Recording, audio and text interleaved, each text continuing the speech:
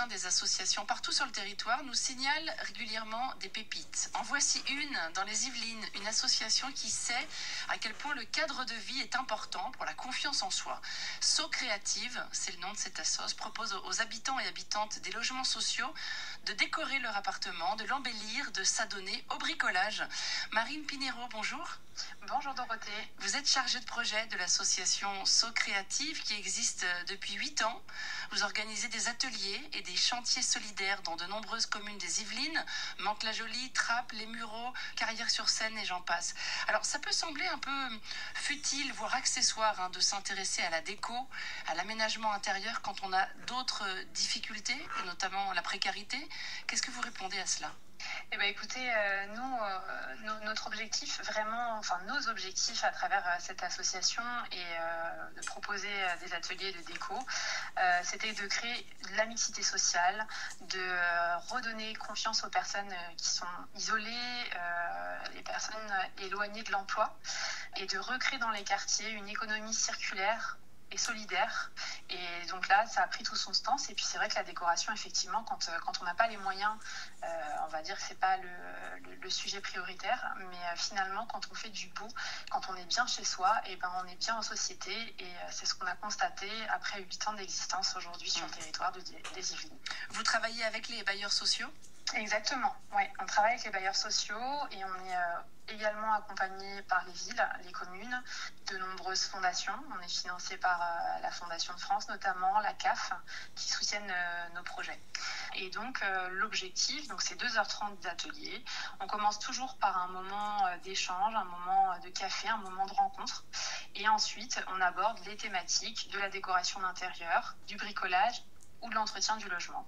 Et le but, c'est vraiment de répondre aux problématiques des habitants chez eux pour pouvoir vraiment axer l'atelier en fonction de leurs besoins. Les participants ne payent rien à ces ateliers ? Non, c'est totalement gratuit, c'est financé par les bailleurs et on a énormément de dons aujourd'hui pour pouvoir meubler les personnes dans le besoin. Donc de la récupération d'ameublement et de décoration. Exactement. Votre association propose aussi ce que vous appelez des chantiers accompagnés. Quel est le principe ?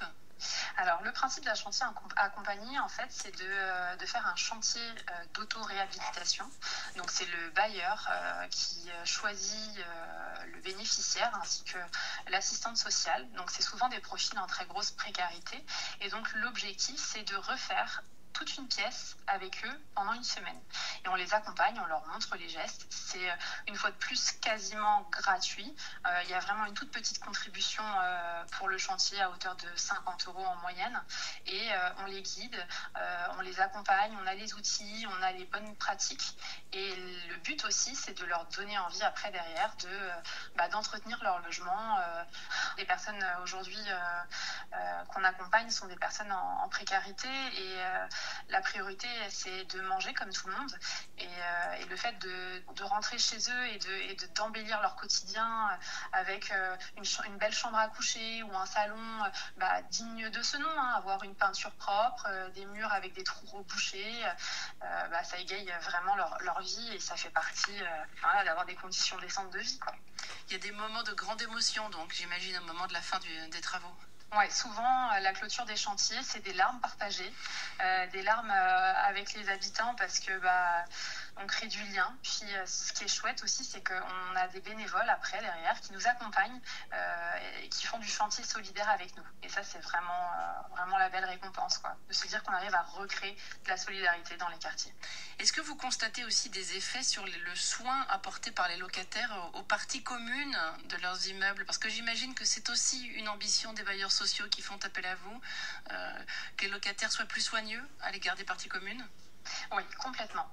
En fait, on mène beaucoup de projets aussi avec les jeunes. On fait beaucoup de chantiers jeunes. Donc, pendant une semaine, ils nous accompagnent sur des travaux, de l'embellissement dans des parties communes. Et on a vraiment constaté que lorsqu'ils sont impliqués sur le projet dans leur quartier, ça dure beaucoup plus dans le temps, ça les sensibilise et ça valorise en fait leur travail.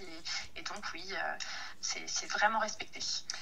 L'association So-Créative développe aussi depuis assez peu de temps un nouveau projet. C'est une boutique à Chatou, toujours dans les Yvelines, avec des ateliers bricolage qui cette fois sont payants.